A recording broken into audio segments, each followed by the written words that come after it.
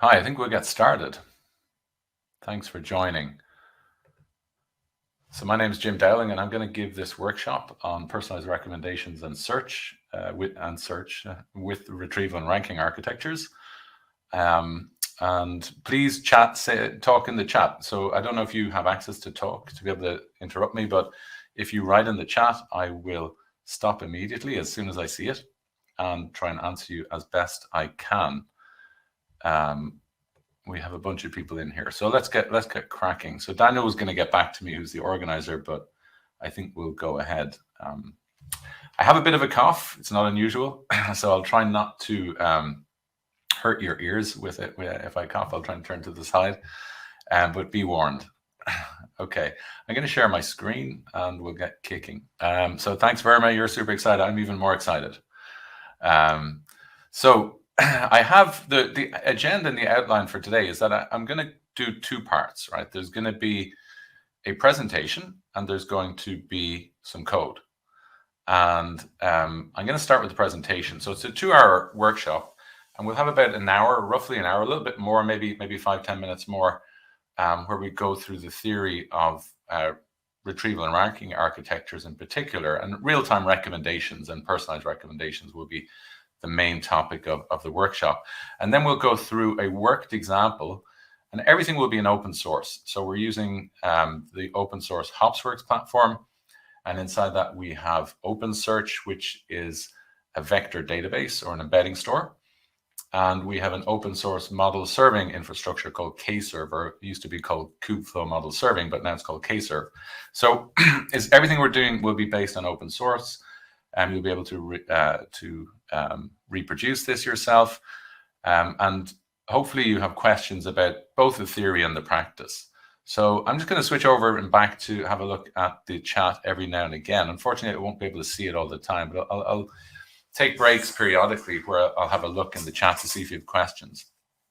Let's get started. I think the event is being recorded, so of course you'll be able to access it later. So my name is Jim Dowling. I'm CEO of a company called Hopsworks. I'm also an associate professor at KTH in Stockholm, and I work in my research is primarily on distributed systems and AI.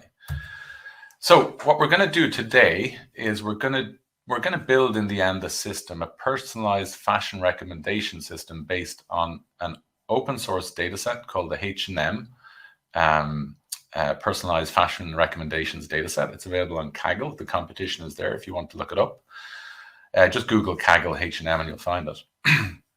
And the data set consists of 3 different tables, if you will, right? Because this is mostly tabular data we'll be dealing with today.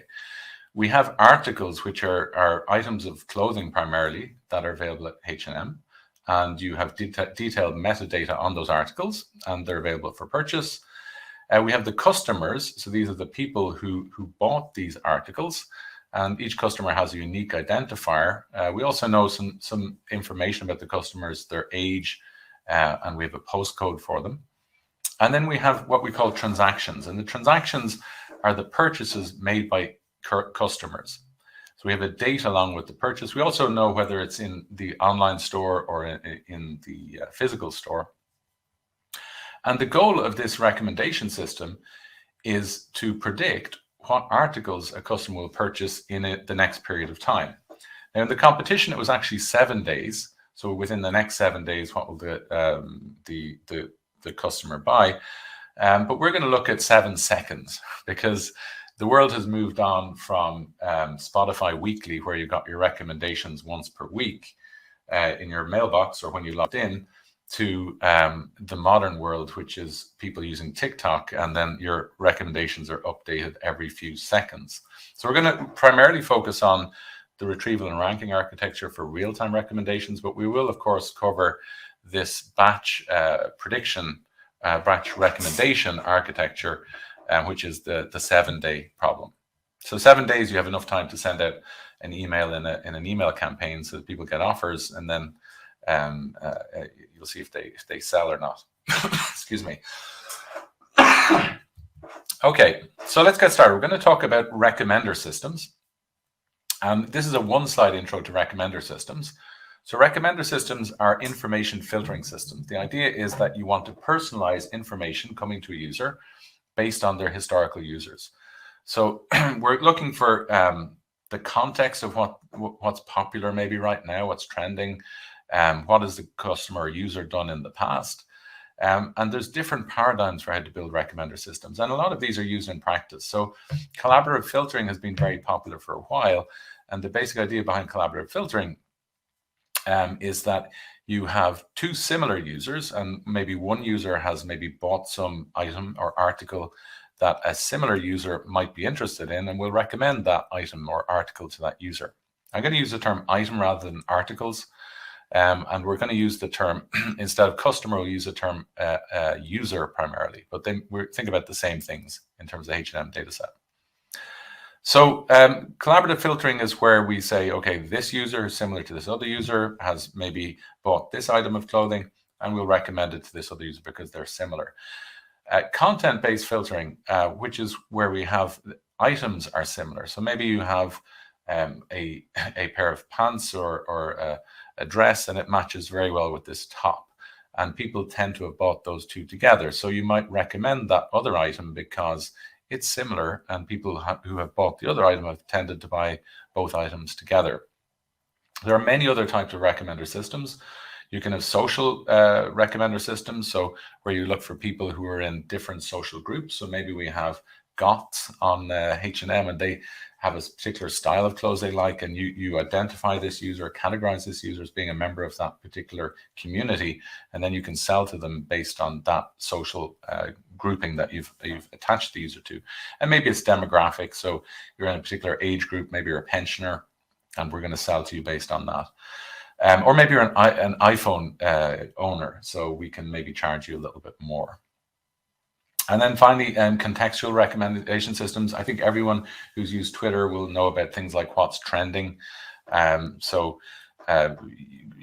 Trending issues would be more about contextual recommendations. So what's the hot item of clothing that's available in H&M right now that everyone has to have? Okay. I'm just gonna have a quick check, see if anyone has any questions before we get started. No chat yet, so let's get cracking. Okay.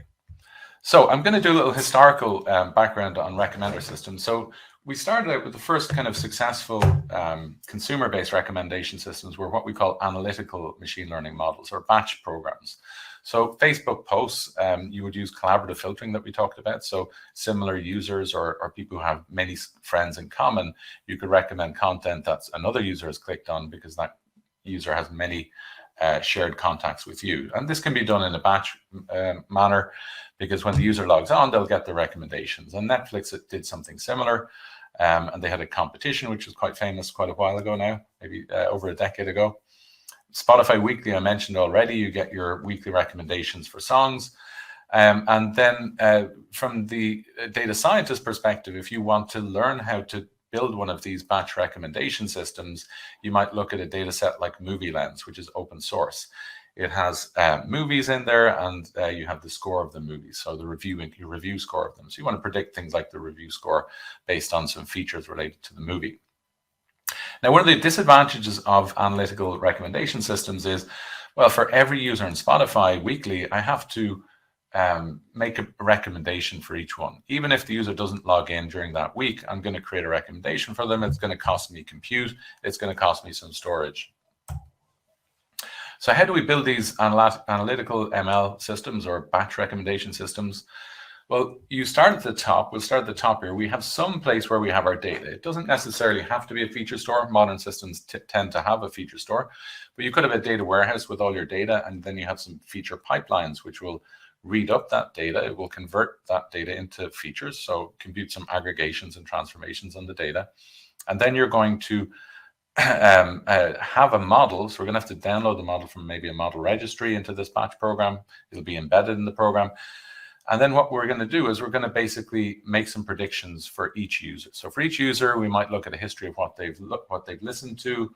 If we're doing collaborative filtering, we might find some similar users to them, and then we'll make predictions based on those features. And the predictions, that is the songs that the user might want to listen to, we're going to write to, in Spotify's case, to Cassandra. And then when you log in to Spotify, So this operational service here, you're going to get your Spotify weekly predictions. So you're just going to download the predictions. So from a latency perspective, when a user logs in, they get the predictions ready to go. And that's nice from a user perspective. The downside, of course, is that the predictions were made once per week. So where many companies have moved is towards operational machine learning systems, so online recommendation systems. Alibaba are an extremely large retailer out of China, and they do primarily item-to-item recommendations. So they do a lot of recommendations based on your current session, maybe based on items that you previously bought. So there's a lot of good papers in the space. YouTube were the first organization to really advocate the retrieval and ranking architecture we're going to talk about today. They do user to item recommendations, and they do item to item recommendations. And TikTok, that Andrej Karpathy describes as digital crack, I think he means crack cocaine, and not in the Irish sense of the term crack, which means fun. It's doing extremely fresh predictions about what the next piece of media you'd like to watch is. So as you're scrolling and as you're spending more time on videos, it's learning in very quick time. It's not training a new model. What it's doing is it's updating the features. So the features could be, for example, the amount of time you're spending on different categories of video clips. And as those features get updated, then different predictions will be made about the type of content that they want to show to you next. So from a business perspective, and I promise this is the only business slide in the entire deck, what you can see is that first you have to have your data in order if you want to build recommendation systems. You need to have probably some form of business intelligence infrastructure in place, so a data warehouse or a data lake. You can start doing machine learning on top of that to maybe see if it's worthwhile investing in recommendation system. I call that laptop ML, where you just train some models and see if you can fit your data to a model, and then if you can actually then beat a baseline in terms of random, showing some random songs, can you beat that baseline? And then we get up to the analytical ML. These are our batch recommendation systems. YouTube really is at this level, which is the operational ML. So we're doing real-time retrieval and ranking. We're going to do real-time predictions, but we're going to use kind of old data. The data might get updated once per day. At the very top, we have TikTok, where we're really updating the features on which we make predictions in real time, so within seconds. And you can see that that adds value to the likes of TikTok over YouTube, because it really feels like digital crack. And that attracts more users and gives them a competitive advantage in the space. So we're going to show how we can do that throughout the talk today. Excuse me. So what is this retrieval and ranking architecture that this workshop is about? Well, the basic idea is the following, and this is an adaptation of the original YouTube paper on retrieval and ranking architectures, that you have a bunch of items. So it might be the articles of clothing at H&M, and you may have millions of them. In the case of companies like Instagram, you have billions, or Facebook, we're behind Instagram. And when you want to show a photo on Instagram, or you want to recommend an item of clothing at H&M, we have to generate some candidates. We have to have some sort of user history and context about what candidates we want to show to them. So we're going to use this user information about what they've, maybe in the current session, what they've looked at, what they've bought in the past, maybe information about the type of browser they're using, if they're using an iPhone. And then what we want to do is we use all that information to generate some candidates. And from there, we're going to get several hundred candidates from the millions or billions. We're going to rank those candidates, and we're going to then return only a few recommendations to the user. So maybe up to dozens, but typically not too many to overwhelm the user. So that's the goal, and that's a challenge of retrieval and ranking architectures. We want to retrieve candidates, we want to rank the candidates, and then we want to present them to the user. So these are some examples that NVIDIA presented they talked about retrieval and ranking architectures in the link below.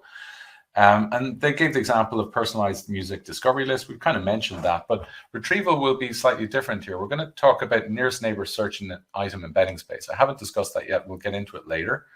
But the kind of filtering things you want to do when you get your candidates back is you want to say, Mel, I'm going to not show them tracks they've heard today in the last day. So you could say before, but that's a bit extreme, right?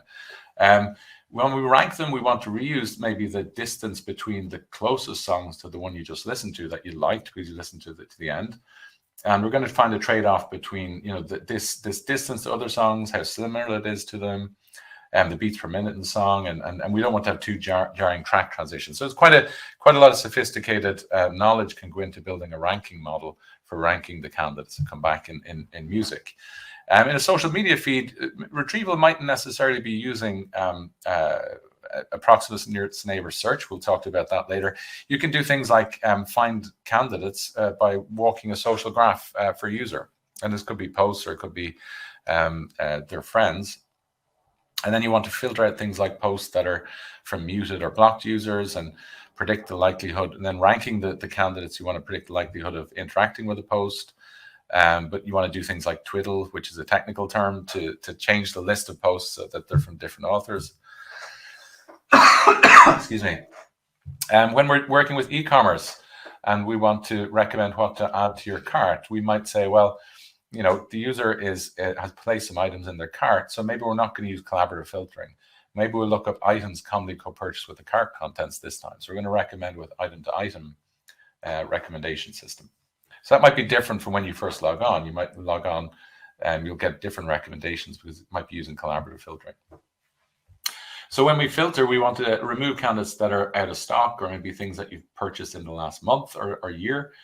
And when we're ranking, we might want to predict how likely each candidate item the user is to buy. So maybe we have we've learned some model about how much the user tends to spend, and we don't want to show something that's maybe above their potential budget. But the goal will be to reorder these candidates to maximize expected revenue. So that's our optimization problem that this ranking model should be optimized to solve. And then finally, social media feed. You may have many candidate sources for the different rows or shells or banners that you see on the page. And you want to remove things that are unlicensed for your particular country. That's filtering. And then ranking, you want to rearrange them so that, you know, there's a nice trade-off between the predicted relevance of the items, and the genres are not all the same genre based on your previous consumption. So there's a bunch of different examples you can have of these different retrieval and ranking architectures. And many of you will have seen this post. I can recommend it. It's a good post to read. Eugene Yan wrote it, I think, about nearly a year ago now. And he wrote about the fact that pretty much every single hyperscale AI company is building the recommendation systems on this particular retrieval and ranking infrastructure. So you can see on the left-hand side, we have retrieval. On the right-hand side, we have ranking. And then on the top, we have online infrastructure. On the bottom, we have offline infrastructure. So this is primarily what I'm going to talk about in the first hour, is what we need to have in place to build this retrieval and ranking infrastructure. So you can see in the online case, we need to have the user query, so what the user maybe searches for or what they click on, or maybe the last item they purchased, and then the user's profile. So this we're gonna create an embedding from that information. We call this the user or query embedding. We're going to use that embedding to find the closest items or candidates, the top K. Probably 100 or 200 would be a reasonable number. And then we're going to rank them with our ranking model. But before we do that, we're only going to get back maybe the IDs of our articles. So in the H&M data set, we'll just get back the IDs of the items of clothing.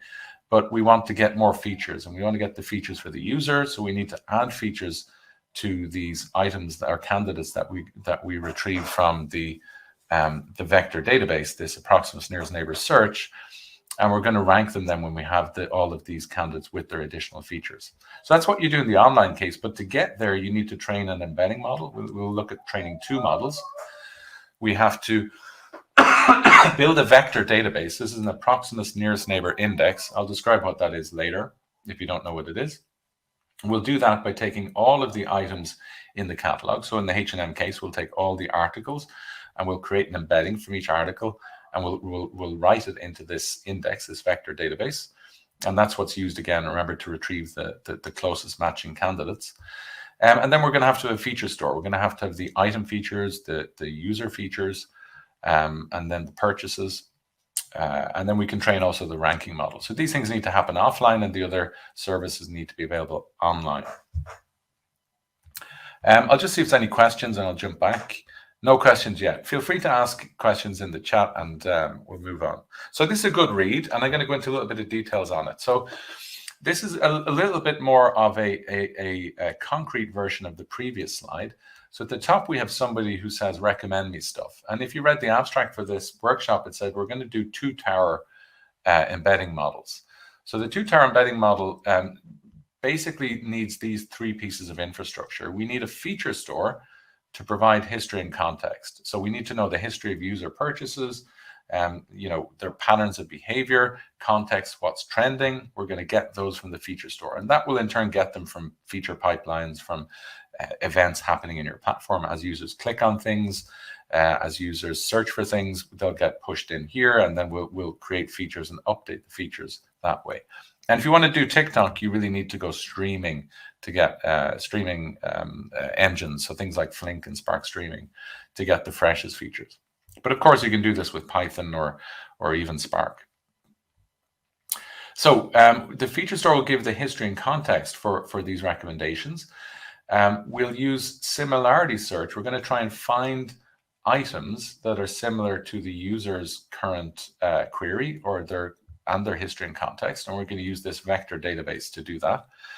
So we'll need to pass in an embedding. We'll get back some embeddings as a response, and then we're going to need to use a ranking model. So the ranking model is hosted on model serving infrastructure, as are the embedding models. So this user query embedding will also be hosted here. So we'll need to look up and re-rank the responses we get from similarity search. So this is basically the infrastructure we're going to talk about today.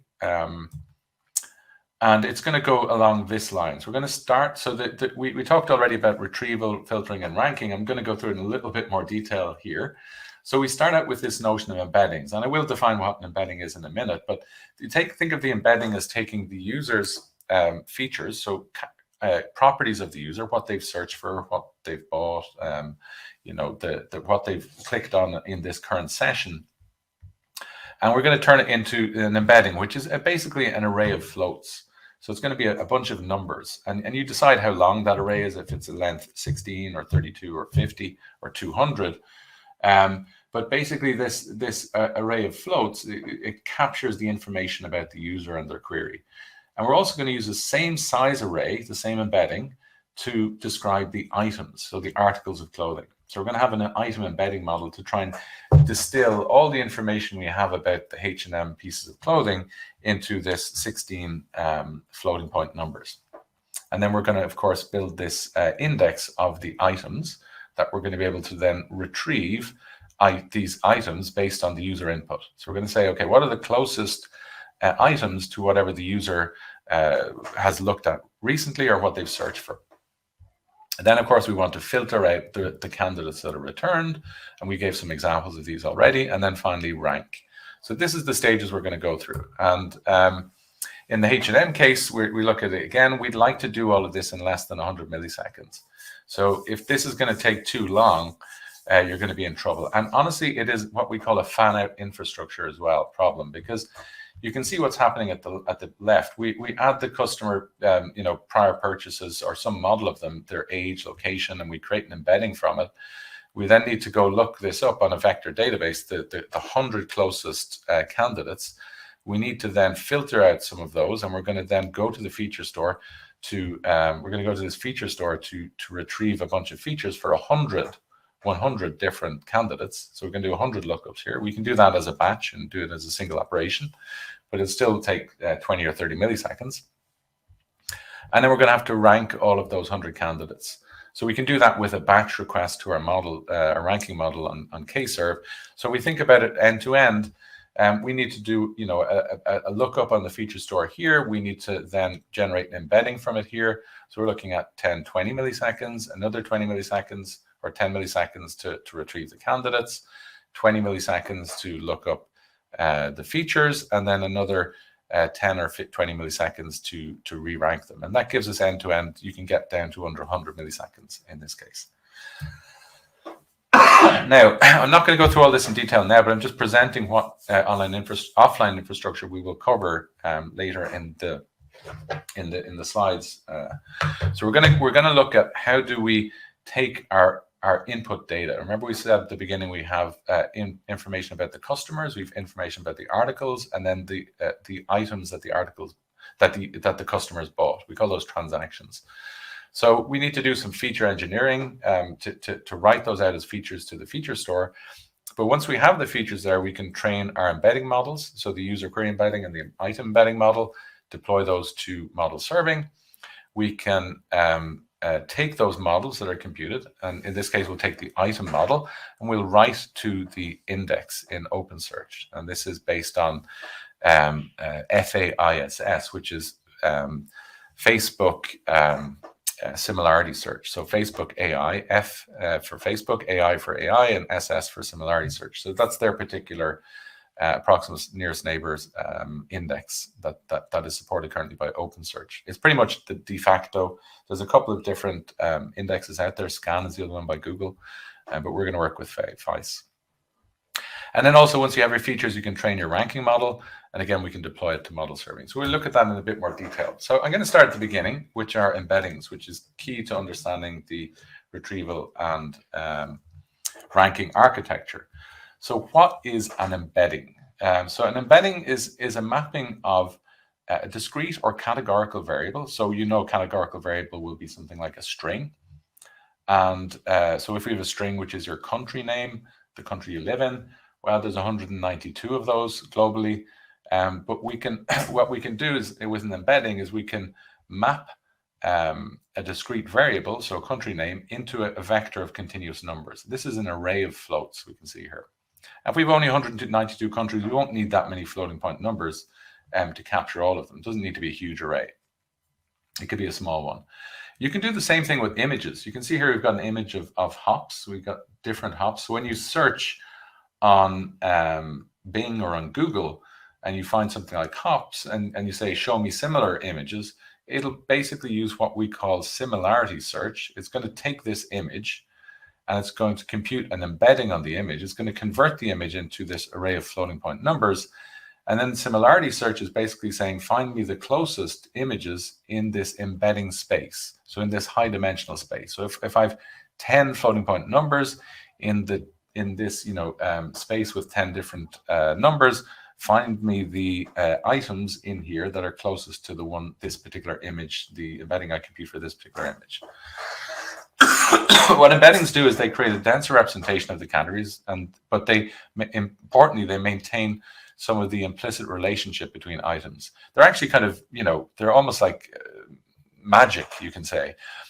Word-to-vec embeddings is where we take all of the words in English. So if we take all of these words that are in the English language and we convert them into a number. And when I say convert them into a number, what I mean is we're training an autoencoder or an encoder to take this input, which is a string or a categorical variable, and then we're going to convert it into floating point numbers. So if I have a hidden layer, which is my embedding layer, which has, let's say, 50 units in it, or 50 hidden units, so we have 50 floating point numbers, that is a representation of my word that I put in.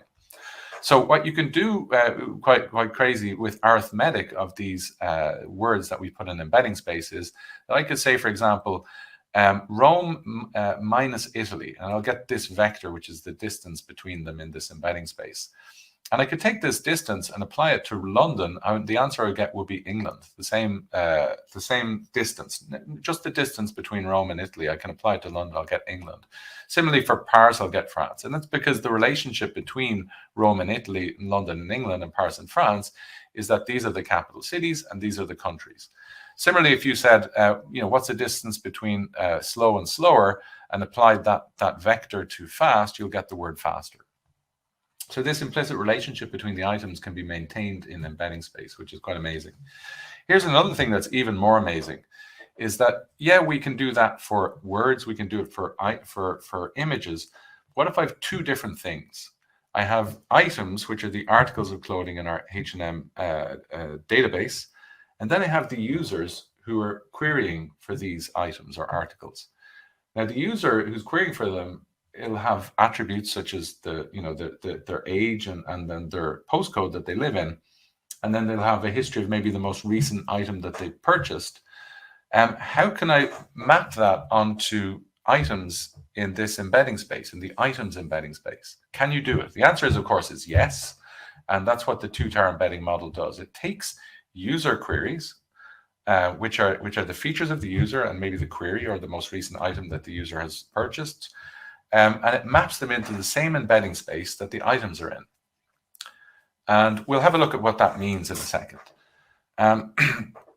What we need to be able to do this, if you're going to map between two different spaces, we have the user queries as one space and the items in another space, we need to have the user item interactions. So we need to have basically this user purchased this particular article. So that creates a relationship between the user query on the one side and then the item on the other side. And with that relationship, we can train a two-tier embedding model. So that tells you basically that the starting point for training a two-tier embedding model where I can find items based on a user query is I need to log features. So if I have a website like H&M and a user searches for items of clothes, or maybe they just click around, we will recommend some items on the right-hand side here, you can see. Now, we have items 1 to 4 that are being recommended, and then we have clicks 2, 3, and the user has purchased number 3. So what we need to be able to do is score these different items that we presented to the user. So the item that was presented as number 1, we give it a 0 because it wasn't, the user didn't click on it. Item number 2, we give score 1. Item number 3, they purchased, so we give that a score of 5. Item number 2, we give a score of 1 because they clicked on it, right? But item number 4, they didn't click on it, so we give it a score of 0. So what we can do is we can basically we can log this information, and you can do it. You can log it to Kafka, for example, and then feed it into your data lake or data warehouse. And this is the basic data, the interactions that we'll use to train our two-tier model. Now we'll need some more training data than just those interactions. And in the H&M data set, this is the purchases that the user made. What we'd also need is what we call implicit feedback and also negative examples.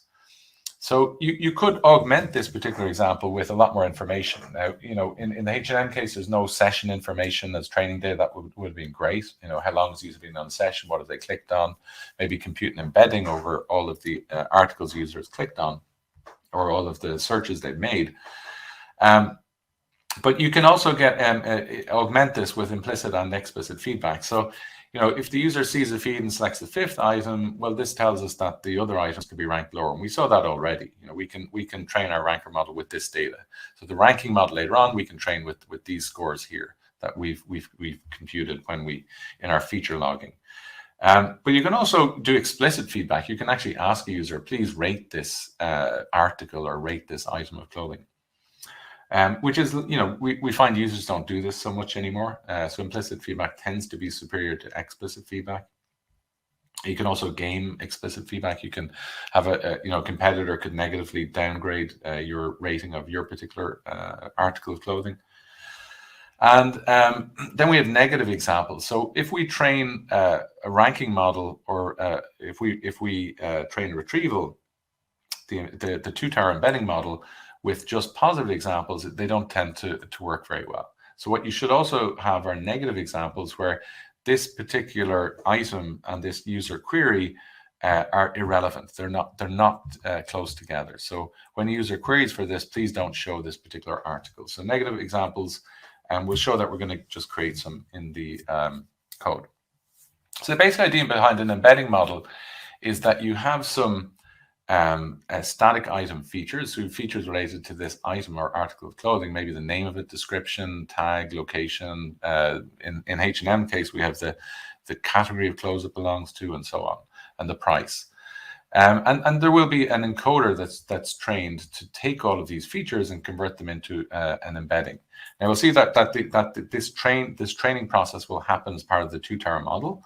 But the basic idea is that you will have this item embedding. So this particular trainable encoder, item encoder, we can use later on to build up our vector database index. Now the user query are the features related to the user, and then the current query or the last item they've clicked on, basically the input to your recommendation. So maybe we know about the user's click history, we know about what they've searched on in recent time. This information oftenly is it's very dynamic. So, you know, if we want to build the freshest features, so we want to build a TikTok of clothing recommendation systems, as soon as you click on something, typically what you would like to happen is that your front-end system will push an event to Kafka or another message bus like Kafka, and then you'll have a streaming application will update the user click history. So the user click history could be an embedding, or it could be just some counts or aggregations over how many times you've clicked on different things. But it'll update this within a few seconds, ideally. And similarly with your search history, update that within a few seconds. So then the recommendations that will be made will be very based on the freshest features. Sorry, we go back here 1 second. And then you will have static features. So things that update very infrequently, maybe you'll get from a data warehouse. So the age of the user, their postcode, and so on. Things that you'll find in the user profile. Again, we're going to have an encoder trained from all of this input, and we'll call that the user query encoder, and it will be trained with the two-tower model. And this is our two-tower model.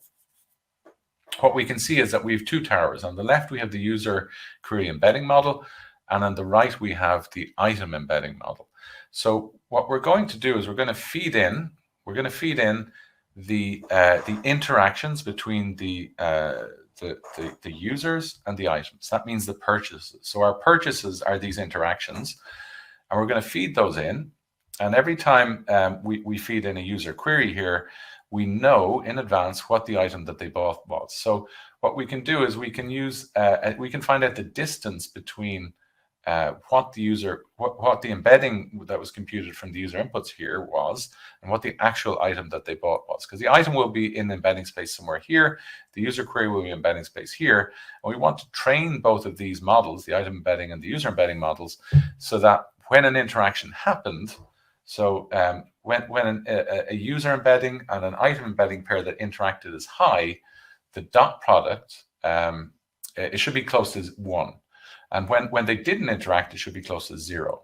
So I should say this should say close to 1 if they've interacted and close to 0 if they didn't.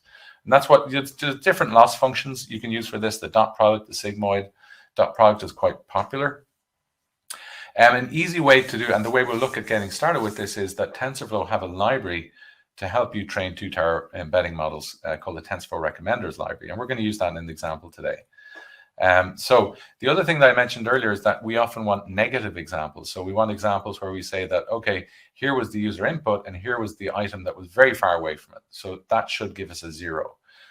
So again, this will drive the loss. We'll put in that as a training example. We'll say that the output should be 0 as a label, and if it's not 0, well, then we'll try and update the weights to push that closer to 0.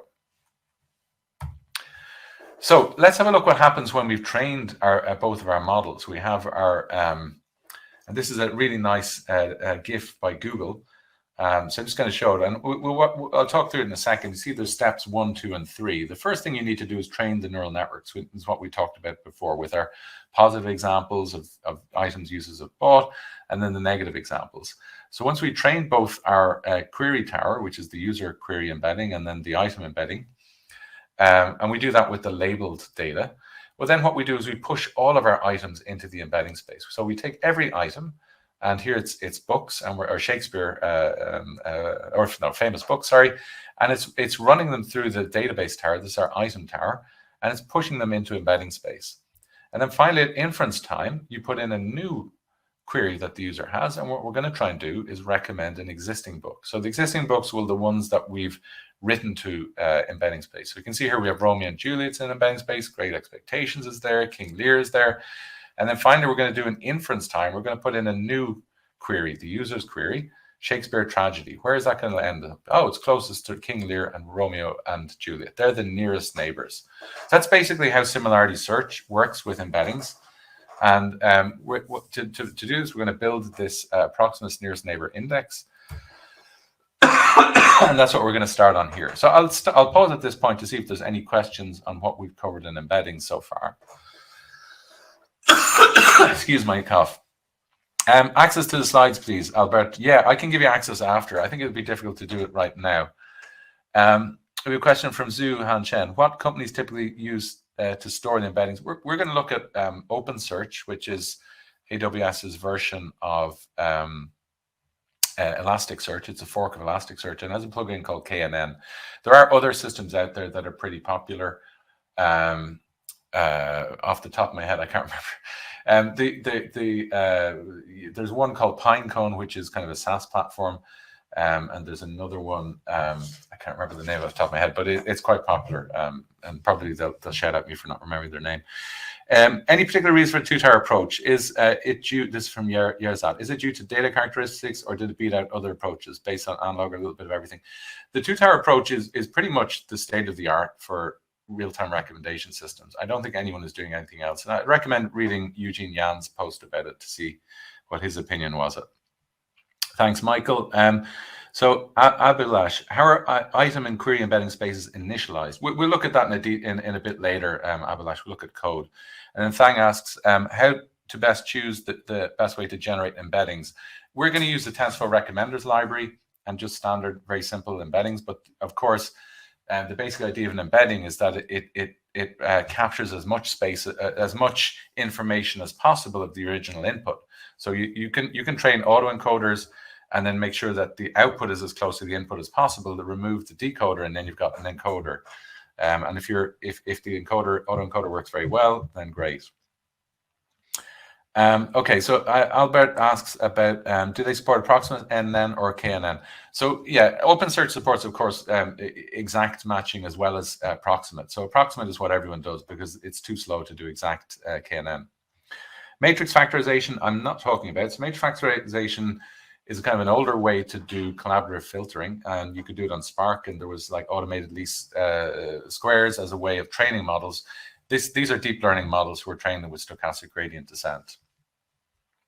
So how do we address the cold start problem here where there's no history available to start the first tier? And that's a great question by Athira here. So what Google do in this case is Google also have a knowledge graph. So when a user comes in, they'll ask you, what are you interested in? What are particular categories you're interested in? You click on a couple. They go to the knowledge graph and they search for a load of words that are very similar in the knowledge graph to the categories you're interested in, and they use that as information to bootstrap the user. So in fact, you'll see a lot of recommendation systems only use your session data, and they can still be better than the baseline, which is random recommendations. So you don't need a huge amount of data to bootstrap this. You can infer, I gave you some examples, like if you take the browser type of the person, you can infer quite a lot already. I'm using Chrome on Linux. That tells you a lot about me. If I was using Safari on Mac, that would tell you more about me. So there's a lot of basic information you can get to bootstrap everything. Okay, I'm a little bit behind schedule, so I'm going to move on. Thanks for all those great questions. It's great. So we're going to talk a little bit about vector databases. Like I said, there are a bunch of them out there. Milvius is the other one that had escaped my memory. It's open source. And the basic idea of a vector database, or an embedding store, as they're often called, is that you want to durably store these embeddings. They're quite expensive to compute, but they also give you one basic operation, which is find me the nearest neighbors. So you can insert data into these indexes, and then you can say, find me the nearest neighbor to this particular embedding. I mentioned already FICE, Google Scan, and typically they use hierarchical navigable small world graphs as a way to find. So they're going to search using this hierarchical small world navigation to find the closest neighbors. And that is approximate, it's not exact. And approximate is typically what you want to do because exact is very slow. So I'm just going to show you how this works in OpenSearch. And I'll show you some code in Python that kind of wraps this. This looks pretty ugly because it's a put request, a HTTP put request. And that's what you'll see in the OpenSearch. You'll see this code on their website. But here we're creating a KNN nearest neighbor index, and we're adding, and we'll add some entries to this index. It's a very simple one. It's you can see it's using the cosine similarity space type. You can see the dimension, the size of our embeddings is tiny. It's only 2 for this particular one called myVector1, and then the other index myVector2 has a dimension of 4. So these are very small. And we can put some data in. So we can say, I'm going to put into my vector 1, I'm going to put in an embedding with 1.5 and 2.5, because remember the dimensionality of that my vector 1 is only two entries in the embedding. And I have this additional, you can see it says price here. So price isn't part of our embedding, it's just an additional attribute that we can add to the index. And we can use that for filtering later on, we'll see. So you can see here we've added just 5 entries into the my KNN index 1. Excuse me, into the my vector 1 index in there, and then the second my vector 2 we're adding an embedding of length 4. So you can see there's 4 floating point numbers in this embedding, and we're adding different prices in there. So my vector 1 is an embedding length 1, and my vector 2 is an embedding of length 4. And each entry has a unique ID as well. You can see here, so there's a unique ID here on the right-hand side. So how do we, once we've inserted, and you can do bulk insert in OpenSearch, OpenSearch scales. So some of the properties of OpenSearch that we find really interesting is its built-in support for security. So, we have things like access control with JWT tokens, and that does both authentication and access control. And then you have scale out, so you can add nodes to make it scale out, and then you've got things like backup and restore and so on. So how you make a query on a similarity search query on this index? Well, you basically say, I want to search my vector 2. Here's an input embedding, and that's our embedding here. And then you say the number of neighbors that you want to return. So this is 2 in this example. So we're going to get 2 neighbors back. And the size option here, which says 2, indicates how many results the query will actually return. So this is what we'll get back. So you can also add filtering to this particular query. So you can say, hey, I want a post filter. Now, some people, if you read on the internet, people say, well, I prefer to have a pre-filter. Currently, OpenSearch does post filter. So if you're searching and you're getting back 100 results and you want to, for example, filter out content for people who are maybe minors who are under 18, and maybe 80 of your 100 responses are for content for people under 18, well, then you'll only have 20 candidates left to work with. But typically, this isn't a big issue. Excuse me. So you can add this filtering in here. You can see this is a simple filter. It says, give me items back that have a price greater than 5, but less than or equal to 10. Greater than or equal to 5 or less than or equal to 10. Okay, any questions on the OpenSearch syntax? I'll go into a little bit more and see if any questions here. No, okay, let's move on. So we look at ranking and refining recommendations, and that's spelled wrong, but we'll ignore that.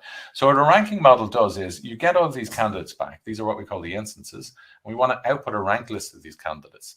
So to train a model, we need to have a correct ranking of these instances. So if you remember earlier when we did the feature logging, we got a score for the different instances for a given user, right? So these were the items that were returned, and here's what the user clicked on, here's what the user bought.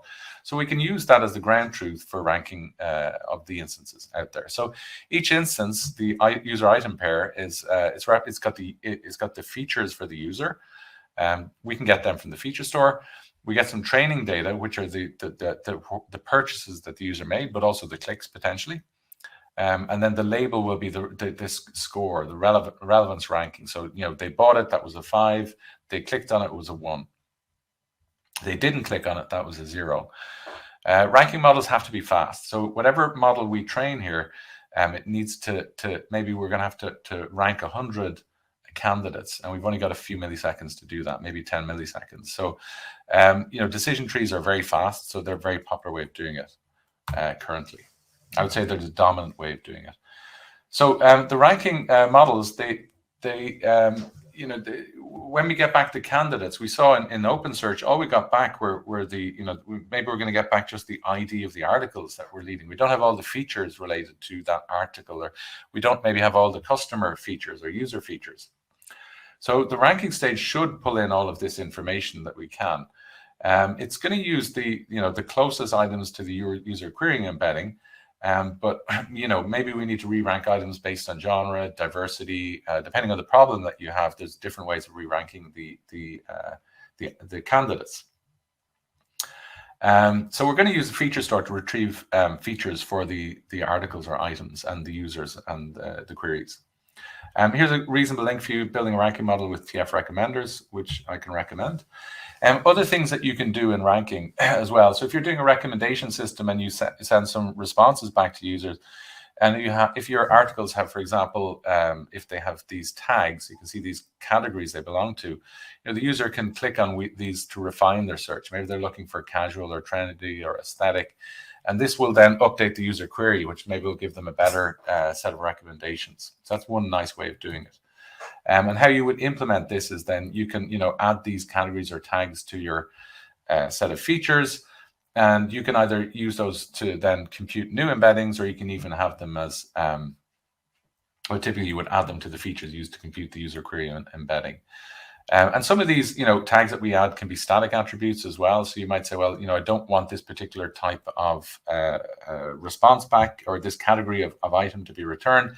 That could even be a category that you would a category name that we would filter out from the results in OpenSearch. This is a static attribute, but the other ones, the dynamic ones, we typically we'll pull out from the first embedding, user query embedding, and we can also add ones to filtering. Okay, we need to look as well at so we looked a lot at the online infrastructure. So we're going to look a bit at the offline infrastructure for ranking and retrieval. So what kind of infrastructure we need.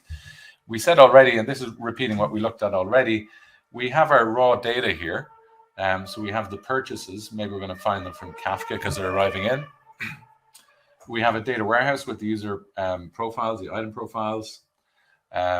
We maybe have historical purchases that were made, and maybe these are the most recent ones in Kafka. And we're going to look at just Python for feature engineering, but of course you can do things like Flink or Spark Streaming or Spark or SQL even if your data is all in a data warehouse. And we're going to start looking at the feature store.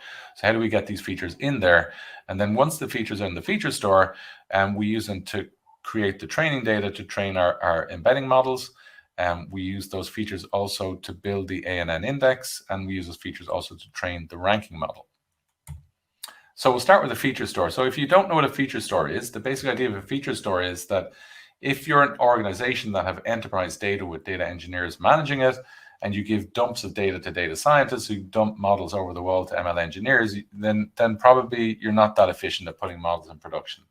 And the models themselves may need operational data from your enterprise data, so they need to go back there. So the idea behind a feature store is that we have this collaborative platform where data engineers, ML engineers, data scientists can work together to take enterprise data, turn it into features, and use those features for operational applications, operational ML applications, but also analytical ML applications.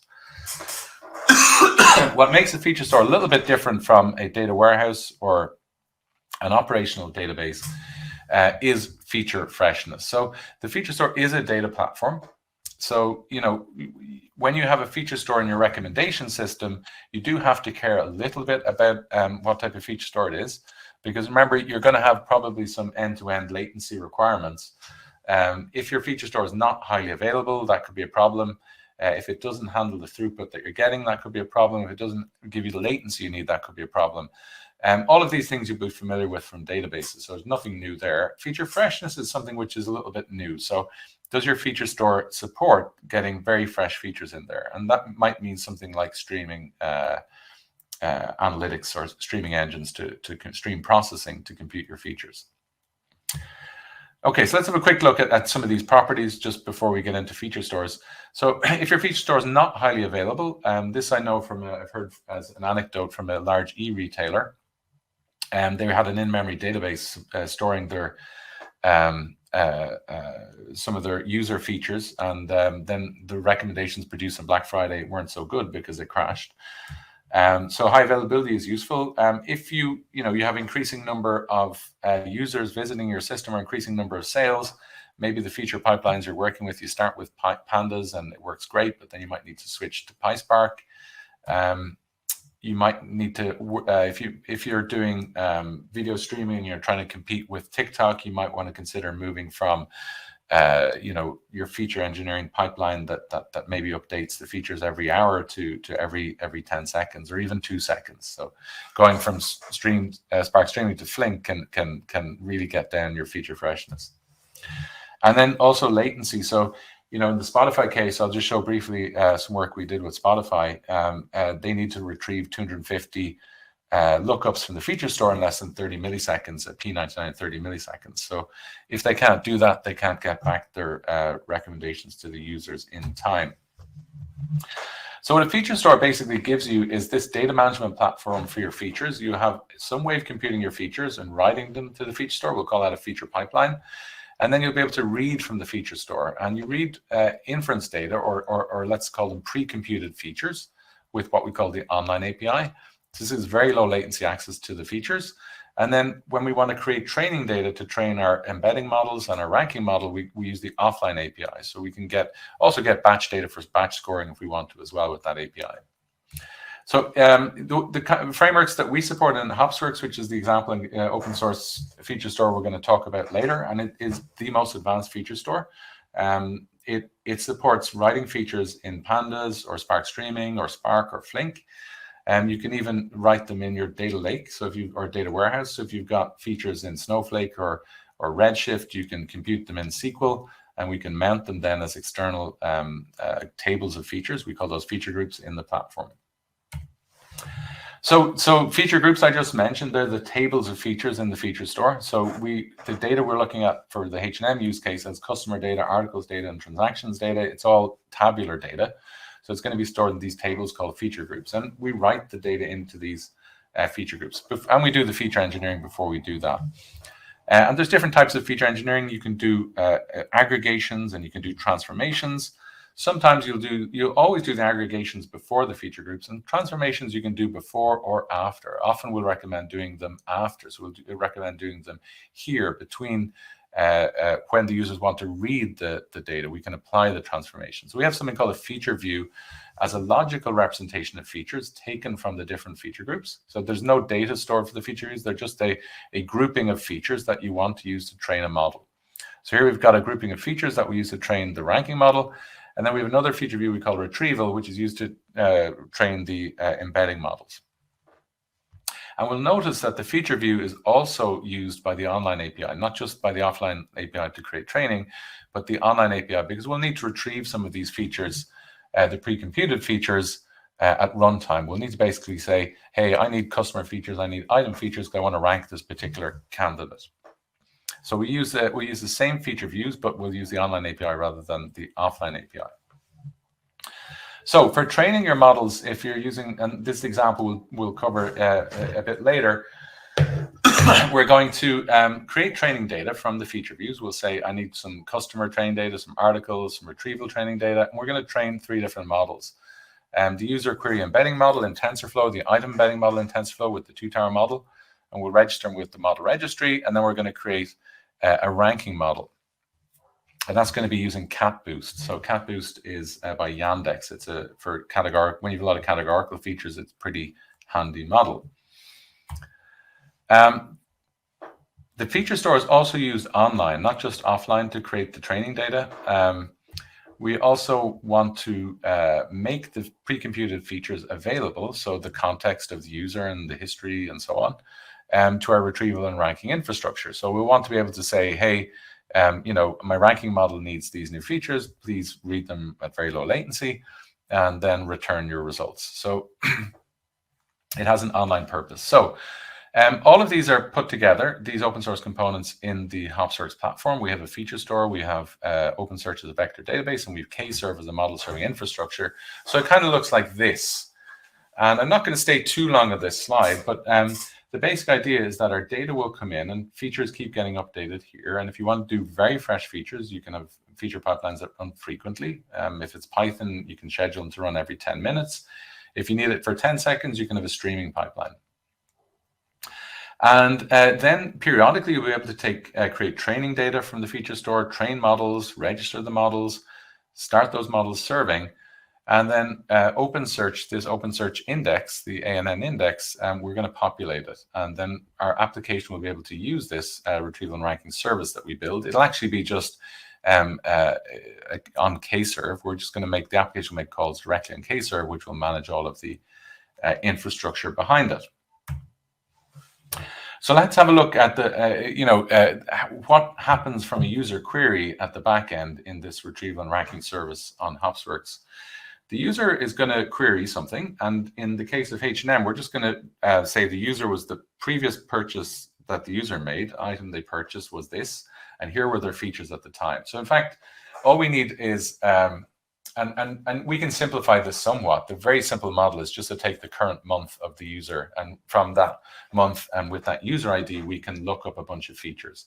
So if we put in the user's query with their user ID and let's say something like the month, we can go to the feature store to get more features about the user. So their profile, their age, their history, and so on. With those features, we compute the user and query embedding, and we do that by going to Kserve because we've hosted this embedding model in Kserve. With that embedding, the user query embedding, we go to OpenSearch to retrieve our candidates.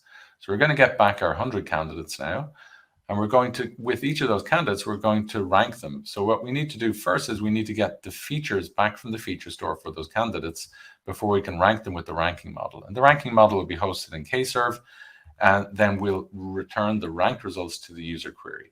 We're not entirely done yet because we want to make the system smarter over time. So what we can do is we can return our feature logging. So we can say this was what the user selected, this is what they bought or clicked on, and we push them back into the feature store. So we get new features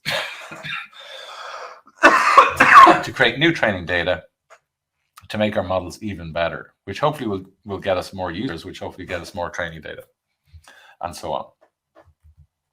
Okay, I'm going to see if we have any questions before I move on to I'll get into the demo in a couple of minutes. Okay. Okay, so we have a question from Atira, or from Shrisa. Can the size and the K parameter in OpenSearch inputs be different? Yes, I think so, is the answer. But you can look in the documentation to be sure. Don't believe me, my word for it. So Daniel asked the question, what's your take on graph databases as data store for this type of product?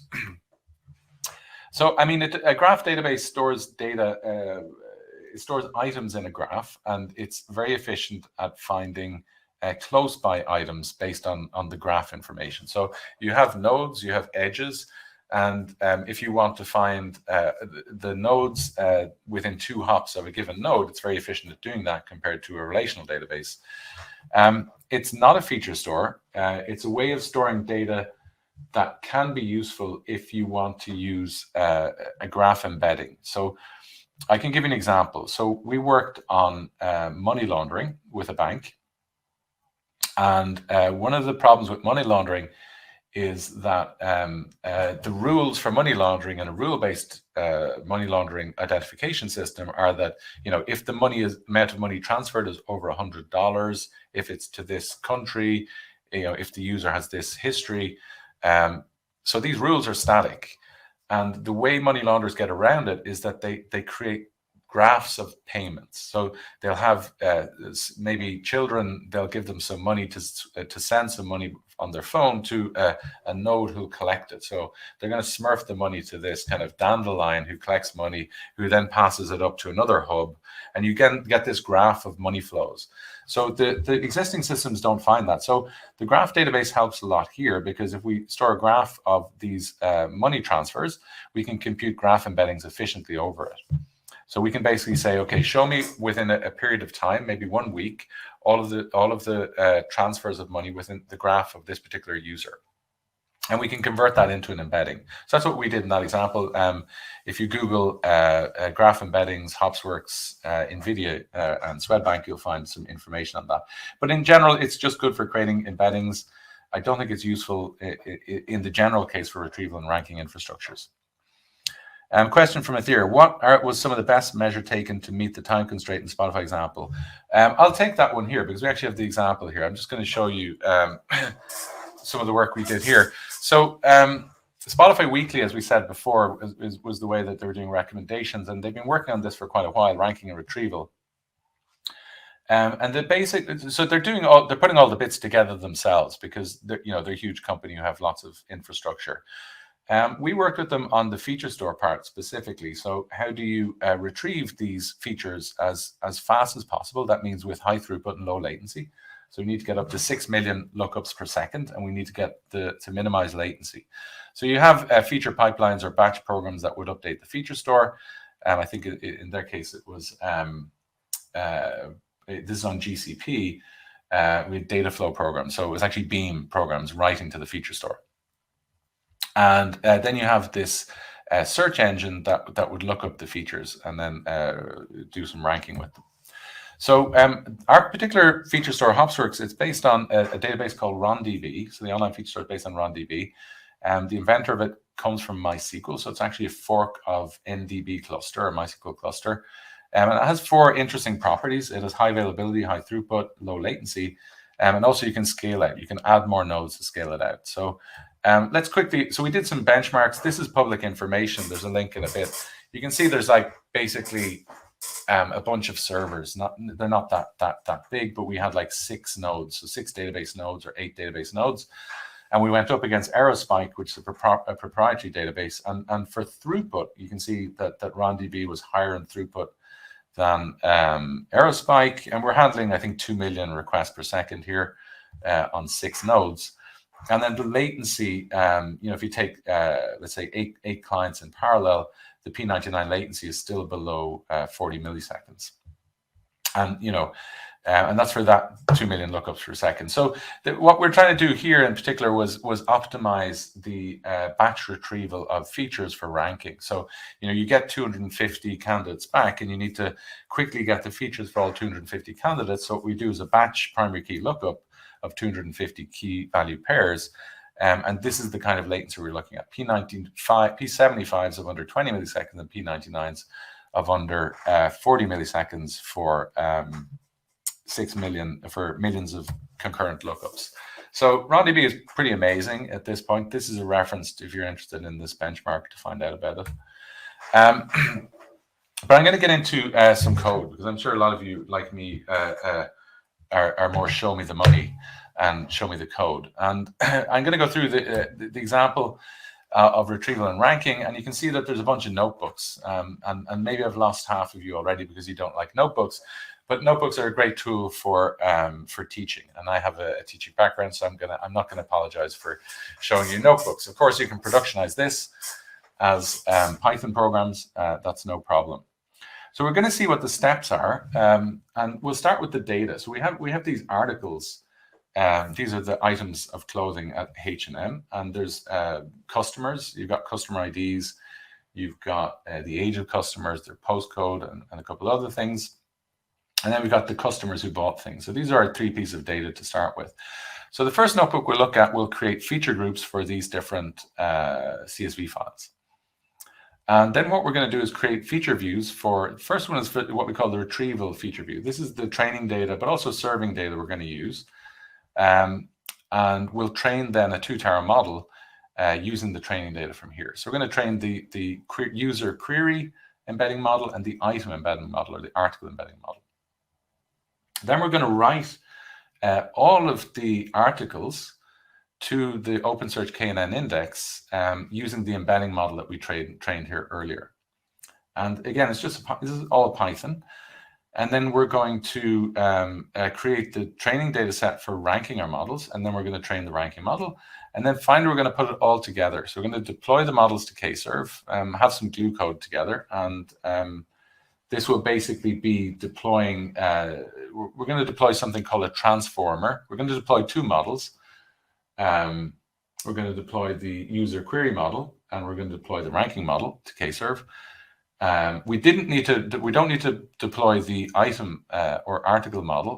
Because we only use that to write the embedding index. So we store that in the model registry. But the ones that are going to be running online will be the user query model and the ranking models. And what we'll see is that we're able to add a function in Kserve called a transformer, which will be able to put all the glue code together. It's going to be able to look up the candidates in OpenSearch. It's going to be able to compute the embeddings from the model, the user query model. It's going to be able to rank the models and look up the feature store and return our results. Any questions on any of this? I have a little demo. I'll just show you. It's like, this is the demo I've been running earlier. I hope I haven't been timed out. Let's just press this button here. Oh, it's timed out. Okay. I need to to restart this. Basically, maybe this one is timed out as well. But the we're going to put in some user ID, the month, and then we're going to look up the features for the user from within there, and it'll return our ranking. I'm a computer engineer. I'm not a UX person, so I'm not showing you beautiful pictures going back here. But you can imagine a system that will convert the article IDs that we get returned here and their scores. We can just look up the images for them and the descriptions and show them. Okay, let's see if there's any questions before we move on. Okay, no more questions, so let's dive into some code. Okay. And feel free to take a break whenever you want. I'm not going to take a break. I'm just going to run through. We might finish a few minutes before the top of the hour. Okay, so I'm going to start at the first one, feature engineering. We're going to create feature groups for articles, customers, and transactions. So it looks something like the following. So the first notebook, feature engineering, we're just going to read up the customer CSV, article CSV, transaction CSV, and write them to feature groups. And then the second notebook, we're gonna create this feature view from these different feature groups. And remember, the transactions here are just the purchases. You're going to have the customer ID, the article that they bought, the timestamp they when the purchase was made, and then the channel that they buy online or in the store. Now, I'll just show you Hopsworks here. This is Hopsworks, and I have something called project. You have these things called projects, and I'm working in this project called Rec. This is actually self-signed, so I just installed this myself. But if you want to follow along, go to managed.hopsworks.ai, and you can create an account here. I actually am already logged in, but you can create an account here, and it'll give you access to a cluster pretty much immediately, and you can try out some of this stuff. So, excuse my cough. So let's get started. I'm going to use Jupyter Notebooks. Now, you can run this code inside Hopsworks or outside Hopsworks. A lot of people like to run it outside Hopsworks. So this is what the code looks like outside Hopsworks. You can import our library called HSFS. You'll have to pip install it first. Then you need to read the data. I put this data up on this URL. I download the data, and then I can create the feature groups later on. Okay. So in order to connect to the platform, you need to specify an API key. So you need to download an API key and put it in here. Typically, you'll get the API key from a file and the URL for the platform. If you're using the open source version and you install the open source version, you'll need to set hostname verification to false because we have a self-signed certificate on the open source version. And then the name of the project that you're connecting to.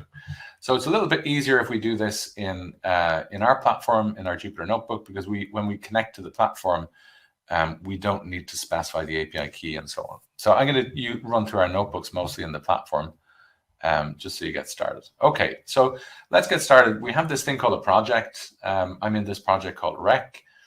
You can see a little overview of it. We have data owners, data scientists, members in it. You can see there's two models running, two deployments. These are our two models running down here.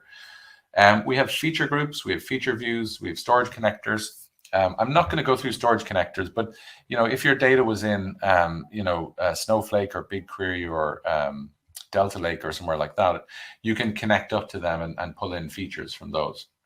And you'll pull them into these things called feature groups. And this is what they look like here. You can see I've already, imported the customer articles and transactions. But there's if you try out the platform on the website, you'll get a demo which will create a bunch of different feature groups related to sports. So let's have a look at the first notebook, and we'll kind of walk our way through it. And please ask questions. I'll check over on questions immediately. So. I have some data in these CSV files, and basically I'm going to read them into Pandas data frames. So I'm just reading them into Pandas data frames. We have one called articles data frame. I'm just casting it to a string because Pandas is not super smart, and if the article ID starts with a 0, it'll think it's a number and strip off the 0. And you can see here's some of the data for the articles. We've got article IDs, product code, product name. And then we've got the group, which is quite a useful feature. So it's the garment upper body. There were some images with this data set, but we're not going to go through the images today. You can compute embeddings on the images. It might be a nice feature as well. The department names, a couple of other things. Index group name is good. That's ladies wear. That's quite a good feature. And then section name is not too bad. Garment group name is also a very good feature. And you could take these detailed descriptions and compute embeddings over those as well and make them features. A lot of things you could do. We're not trying to beat the the state of the art in the Kaggle competition. In this case, we're just trying to show how we can put the system together. So we've got this articles data frame, we have the customer's data frame, customer ID. It's this kind of anonymized customer number. Whether they're active in the club or they're subscribed to this newsletters, how often they receive these newsletters, their age, the postal code they live in. Not that much about the customers. You'd really love to have session data as well. You'd love to have some session features coming in for what the user is doing right now. So that would be really fresh features on sessions. We don't have them in this data set, but we'll make do with what we have. And then finally, we have the transactions, which is this customer bought this article, and this was the timestamp. So we got the day of it. The price they paid, you can see it's normalized, and then the sales channel. So did they buy it online or in a store? Okay, so all we need to do to create the feature groups is pretty straightforward. We're just looking, there's this many transactions, quite a big data set, 31 million purchases in there. We subsample it because it's a bit too big if you're just going to do something on your laptop. So we subsample it to 500,000, 585,000. We do a little bit of feature engineering. Now, in this case, what we're doing is we're taking the month of purchase and we're converting it into a unit circle. So we have the month sin and month coast. Now this is a transformation. You could do this in a transformation function, but I'm not going to introduce transformation functions, which we have in the platform. Transformation functions can be applied between the feature group and the feature view. So when you define a feature group view, you would say, hey, I want to convert the month into two different features, month sin and month cost. And when you create training data, it will convert the month into these two features. And similarly, when you serve the feature month, it will convert them also. It will apply the same transformation function. So that means that you don't get skew between training and serving because the transformation function is applied consistently across them. In this case, we're just doing the transformation before we write to the feature group, because just for educational purposes. It also means we'll need to do this again when we're serving. Okay, a little bit of cleanup of dropping missing values.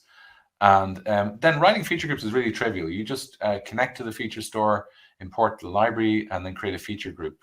In this case, we're gonna store the features for serving. So we're gonna say it's online enabled. So the features need to be accessed online. So we need the online API. We'll set that to be true. We do have to specify a primary key for the features in this feature group, because we're going to look them up from the online API. So we're going to look them up with the customer ID.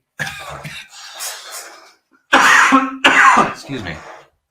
And then a description for the feature group. We saved the data frame that we read up earlier. We did some basic feature engineering on into this feature group. It's warning me that I don't have a feature. So feature groups are versioned, which is great. You should add a version number here. Because I didn't, it gives me version number 1.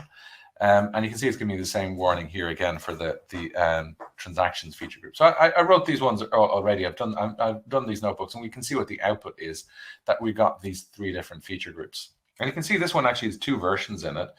But we can have a look at them one by one. So we'll look at the customer ones that we wrote. So what do we find out immediately? Well, we didn't apply any data validation. You can have data expectations, and we support great expectations. You can write great expectations. It will show the results of them in here if you have expectations defined over it. We can see where this feature group is used, the provenance of it. It's used in a couple of different feature views. And you can have tags for it to search for them. You can have alerts set up, and in this case, I set up an alert to write to my Slack channel when I write to it, and then how to use the feature group from Python. There's a little bit more information here that it's available online, and we're caching it in the platform. So that means we're storing it as actually hoodie tables in our platform. Apache Hoodie is a file format very similar to Delta Lake by Databricks, but it's fully open source. And we can quickly preview the data in here. So let's have a quick look at some of the data that got written. This is using the online feature store. We can also look at the data in the offline, because they're 2 different databases. The offline one stores the data for creating training data. This is the hoodie table, and the online one is a bit faster because it's online. We can have a look at statistics. So when we wrote the features, it computed statistics automatically. because we enabled them when we wrote to it. Now, you can see for the age, it gives us, the minimum age of the users was 16, which is probably the legal minimum age, and the max was 99, which is pretty impressive. And the mean age was 36. There are 82 different ages in the data set, and it was complete. There were no missing values. That's great. But for the other categorical variables, which is a customer ID, these are unique as our primary key, and the postal code, which are, you can see there's quite a lot of different postal codes here. So, we don't automatically compute statistics if there's too much variance and distinctness between all of the rows. And in any case, for categorical variables, we don't compute distinctness and counts and obviously descriptive statistics because they're not meaningful for categorical variables, but we do for numerical variables like age. You get a little bit of background what happened in here, the activity on this feature group, and then there's metrics for online feature store, but I'll skip over those. So we've got our three different feature groups. Maybe we can see if anything interesting on the articles there. No graphs or anything, and then we'll have a quick look at the articles. There's a lot more features in the articles. You can see here we've got a lot more features in there. And the statistics, I guess they're pretty similar. Yeah, not too much there. So any questions on any of this before we move on? We're going to look at feature views in a second, and how we create those for the training data. Okay, so what if I have a lot of articles and customers? Can I keep adding articles and customers to the recommender system? Yes, of course, Guillaume. So what you would basically do in this notebook here is we're going to get a reference to the feature group. I'm going to open up the second notebook and we'll show you how that works. So I can connect to the feature store. I can get a reference to my feature group, and then I can get a new data frame with my new data. And then I just call trans_fg.insert. And what it will do is it will actually write that data frame to the feature group. And the feature groups are mutable. They're updated the whole time. And you can see they're versioned as well. So this is fantastic for MLOps. You can create a new version of a feature group with new features. Maybe you drop some features, you change implementations of them. Maybe you change the size of an embedding. The type is the same, but the embedding is different. So you create a new version of the feature group. And then you can go off and train models with your new feature group version while the production code works on the previous version. So that's a really great way to, the feature groups are meant to be updated and mutated. We add new values to them the whole time. The feature views, on the other hand, will see that the training data that we create from them is going to be immutable.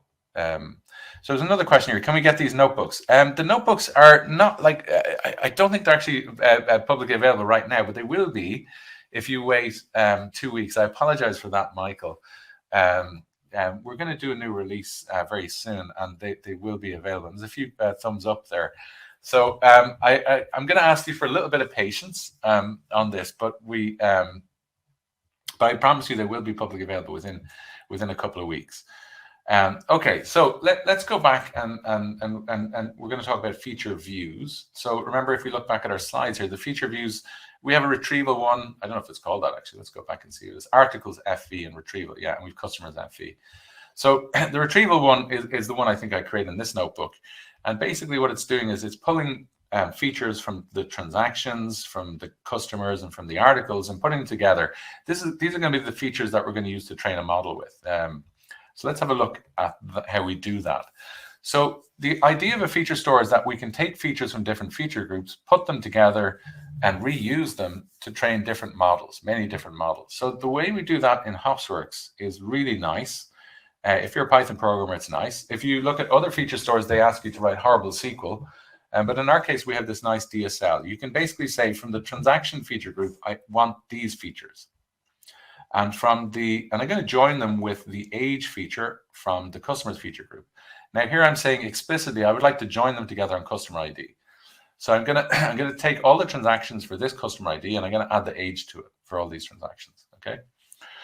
And then I'm going to add more features, the garment group name and the index group name. These were like the types of clothes that we bought. And we're going to join on article ID. So it's going to take the article ID here and it's going to add to each row. We're going to have now the age, and we're going to have the garment group name and the index group name. This is going to be our training data that we're going to use.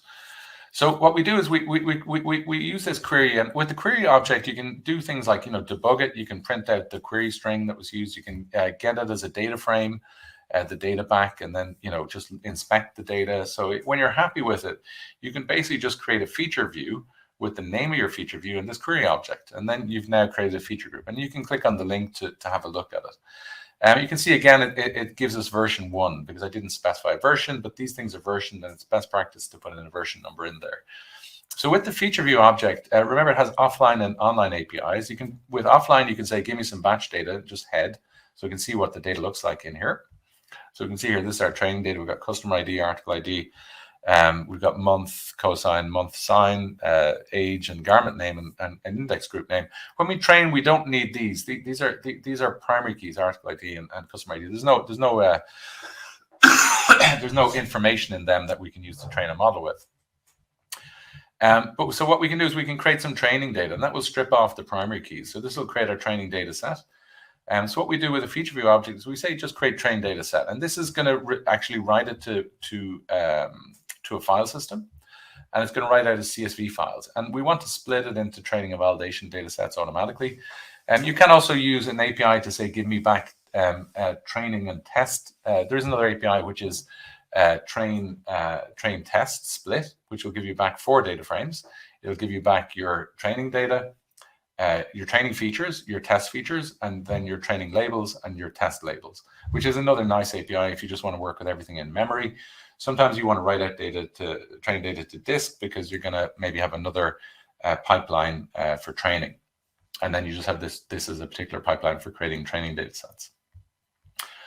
Okay, so what we get back is this feature view here, and this is our feature view here called Retrieval. It's got 7 features in it, and you can see we created a training data set from it. So the next notebook created a training data set. We gave it a name, and we don't have any tags in here. Any questions on that before we move on? Okay, how to deal with the condition where features are learned by a network, like features learned from a CNN for images. So when you say learned by a network, I assume what you mean is outputs of features from. So if I have a particular, so we do use learned features in the example now. We're going to use the output of the query embedding will be a feature into another model, right? So if you have the output of a CNN, which is let's say it's a classification label, that just becomes another feature that's an input to a feature group. So you can create what we call sorry. We can have a feature group which is derived from other feature groups. So it's taking features as input from other feature groups. So you can of course create those as well. Okay, let's move on. So we've kind of done this so far, and the next thing we want to do is we want to train our retrieval model. So this is our 2-tower model, right?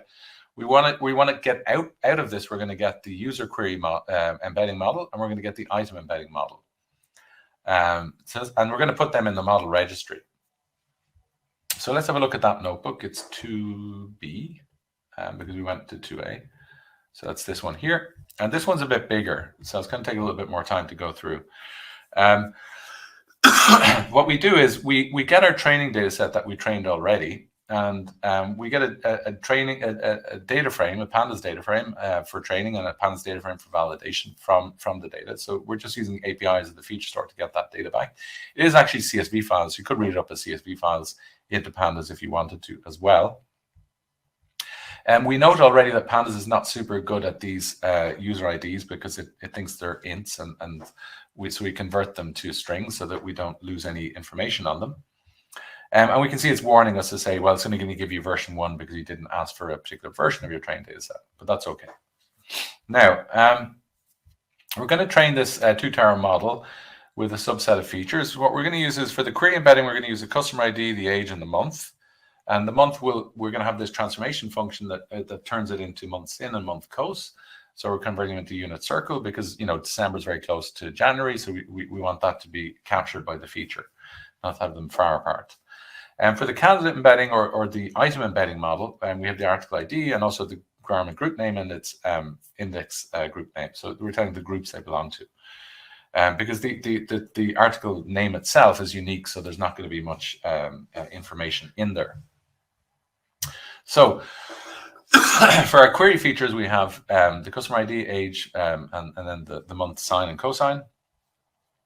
We're going to train the model in TensorFlow, and I said we would use TensorFlow recommenders. So what we need to do is convert our pandas data frame, this is our pandas data frame here, into a data set in TensorFlow. And that's what this particular line does here. We take tf.data.dataset, it converts our pandas data frame into a data set in TensorFlow.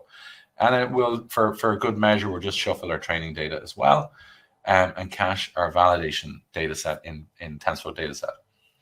So one thing that you need to do in the two-tower model is that you need to get the list of, for a categorical variable, in this case, the group garment name. So this is, or the group garment name was something like, is it a dress or a pants or whatever? And the same for the index group. This was also the category it belonged to. We need to get the list of categories. So we're going to get the unique list of categories, turn it into a list, and we get the garment group list and the index group list. Excuse me again. Okay, so that's just some pre-work we need to do, and then we've got the list of user IDs and item IDs as well. So first thing we need to do is decide on the embedding and dimension. So we made quite a small embedding dimension for this problem, because if you make the embedding dimension very large, you can overfit the training data, and you're just going to memorize. So we don't want to just memorize, we want to generalize. So we made the embedding dimension quite small. And we're going to do some normalization transformation in here. So we're going to start with the user tower. Remember, we had two towers, and let's go back to our diagram here. This is not the two-tower model, but we can go back to the two-tower model just to have a look at it. I remember earlier on. This was it here. So we're going to train this user tower first. It's called the user query embedding here. It's the user tower, and then we're going to train the item tower after. And then the thing around it is called the two-tower. This is going to compute the losses and actually update these models and update the weights in these models for it. So, if you're to do this as three separate kind of models, it would be quite complex. We're using TensorFlow recommenders, as I mentioned already, which makes this a little bit easier. So we'll have the user tower as one class, and then we're going to have the item tower, and then we'll have the two-tower class as well. So we're going to have three classes here. So these classes, as you can see, they're Keras models. We're extending Keras models. And we can see that there's an init here. So in the initialization section, this is our embedding layer. An embedding layer, it takes the list of user IDs as an input, and it also creates the embedding. And this is our embedding size. And we added actually an additional count to the embedding because for tokens that we haven't seen before. So this is the user query embedding. This is the two layers that we're going to use to compute it. We're going to, for the age of the user that they put in, we're going to normalize it. We're going to get the age from the feature store, by the way, so the user doesn't need to enter the age. And then we have another feed-forward network that will basically, take our embedding in and produce the output. This is the initialization of the user tower, but when we actually run through the data, this call method will be invoked. So call method will be input to this whole user tower. So what we need is the customer ID. We're going to have the normalized age as an input. We're going to have the month sign and the cosign of the month as inputs. And we're going to push all of these into our feed-forward network, and that will produce the outputs, and this will be the output. So this is how we get the output of this particular user model, and the output, remember, will be our embedding. So the way we initialize this user tower is by basically creating an instance of the class. We apply then this transformation to normalize the age. That's this particular one here. It's a TensorFlow function. And then we need to initialize the input. So what's happening here is that we basically say that the query data frame that's going to go in, we're going to convert it into the query data set. And then we're going to, this call to user model, it basically it calls this particular function, the call function, with the query data set. So it's going to initialize the, in this case, you can see it's going to initialize the size of the embedding and the various of it. So the second class we have is the item tower. And again, it extends the Keras model, and it has an initialization section. And in the initialization section, we have the embedding layers here. We can see it's the same as we had before with the query layer. We have different features in here. We have the garment group feature and we have the index group feature. And you can see that we're encoding them with the vocabulary that we passed in earlier. So this is the list of all of the unique garment group names and the index group names. So using this string lookup to encode these categorical variables. And then the feed-forward network that we have here has a dense layer with our embedding and a ReLU, and then we have the output will be the embedding dimension. So we'll have that many 16 outputs, which will be the 16 floats that we get out from this item tower. So the inputs to the item tower will be here. We can see the inputs will come in, and we'll extract from the input the agreement name, the garment group name, the index group name, the article ID, and then we'll convert that into the embedding, and this will be our embedding that comes out here. So this is just a specification of our two towers, the item tower and the user tower. There's no learning has gone on here. We haven't trained any models. You can see what we want to do is we want to actually train these two models, and we're going to do it with this two tower model. That's where we're going to train them. So the way we start out is we go back and we get our item data set that we had from earlier. So we're going to get all our items, and we're going to now define the two tower model. So the two tower model, again, it's a Keras model, so it's similar to before. We can see, however, that the init takes two parameters. One is the user model and one is the item model. So this two tower model knows that there's going to be a user model inside it and an item model inside it, and knows it's going to have to update the weights of those models. So whenever it computes a loss for a training sample, it'll need to update the weights for these two models. The other thing that we need to define in it is, well, how do we define the loss? How do we define the loss for a training sample? And how do we define whether a particular training sample has been good or not? So the TensorFlow Recommenders has a task called retrieval, and you can look it up in the documentation. But basically, if you put in a random set of samples in here, that gives you a baseline for what you would expect when you pass in a user item and user query and the item that was actually discovered. You want to compare the distance between them with random samples. So that's what we're doing here. We're passing in some random samples, and if it's much better than the random samples, if we're closer together, that's good. If it's further away than the random samples, that's bad, and the loss is bad.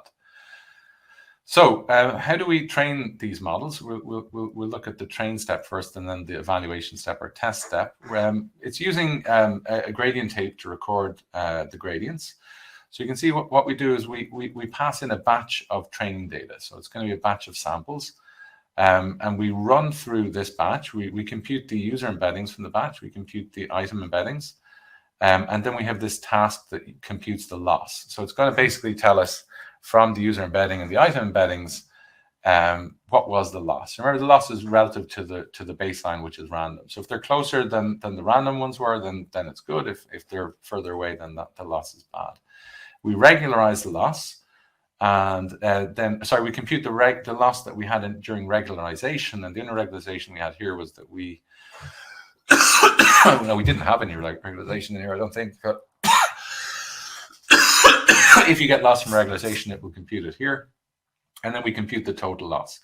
So then we record in the gradient the total loss, and this trainable variables is part of the two tower model. It's a variable there. Sorry, it's a parameter, it's a member variable of the two tower training model. And then we can compute the gradients here. So that's what's happening here in this. The optimizer is applying the gradients and calling the zip function over them. So so what we return then is the total loss, the regularized loss, and then the loss itself. So this is what's happening during training, and so that means that every time we pass in a training sample, it's computing these losses, and then it will feed the losses back to our user query embedding model and to our item embedding model and update the weights of them. This is what the TF recommenders will do for you. And there is a test step which is very similar. It's just computing the on the test set or the validation set. It's computing the metrics of the loss on that. So you can see here it's doing the same. It's computing the embeddings, the user embedding, the item embedding, the loss over that using this task, the retrieval task, and then it's returning that metrics of the loss. So this two tower model that we've defined here, we have to set it up. We have to say, hey, please start training the model. So what we do is, just like in classic Keras, we create an instance of the model. We attach an optimizer to the model. So we compile the model with the Atom optimizer in this case, and we set some hyperparameters, the learning rate and the jump. And then we fit the model using the training data. So the training data in this case was the training data that we converted into the TensorFlow data set. And we pass in the validation data as well. So the training data will obviously go run through this training step here, and the validation data will run through the test step here. And we train for 5 epochs. And we can see it's not a particularly great. It goes from a loss of 15,000 down to 13,000. So obviously we can do a lot better on this one. But what we get out of it is we get models. So we have this 2-tower model that we've trained, but inside it we'll have the query model and we'll have the item model, and we want to register those with the model registry. So in Hopsworks, what we do is we connect to the model registry with this library called HSML. So it's the Hopsworks ML ops library, if you will. And you can see that you know, what we're doing here is something a little bit more sophisticated, right? So not often you don't need to do this, but what we actually wanted to do when we made a prediction with the model is we wanted to return the customer ID. So what we did was we defined a signature for the model in TensorFlow. Often you don't need to do this. In this case, we said this is the signature to our model in TensorFlow. This particular user model module, we define it here, so we can get the signature of the model from this. And we get it with this instance spec, so we're getting now the interface effectively to the model. So once we have this interface of the model, we can save the model, and this is we call, see, this user model module, this instance here, which we've created from the 2-tower model and the user model that's inside the 2-tower model. So this is our 2-tower model, and this is the user model inside it. We've initialized our user model module with that, and then we register that with the we save it, locally as a TensorFlow model, and we save also the item model locally.